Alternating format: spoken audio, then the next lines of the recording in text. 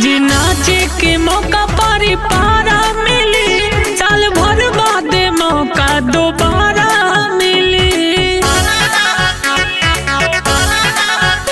आज नाचे के मौका पारा मिली, साल भर बाद मौका दोबारा मिली। बेस डीजे के पूरा तू जम के खोला।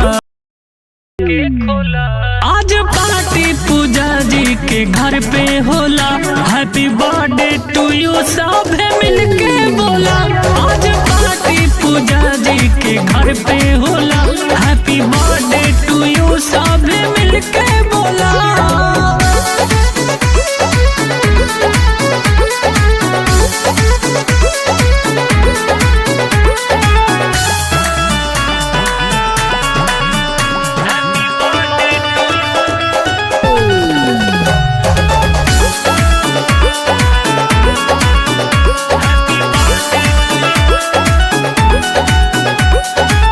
ऊपर वाले तोहरे रखी है ख्याल हो, रखी है ख्याल हो।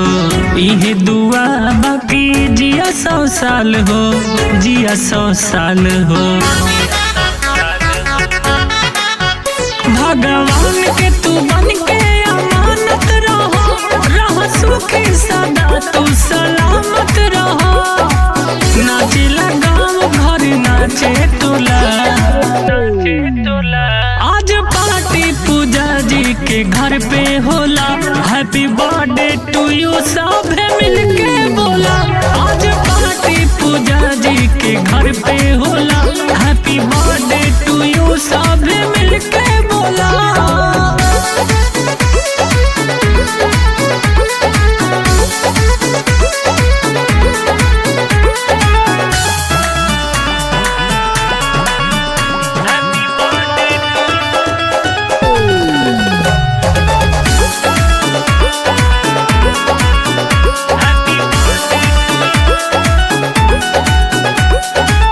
बिकू विशाल गौतम देले बधाई हो, देले बधाई। खुशी मनाई सब के कबो कटाई हो, के कबो कटाई।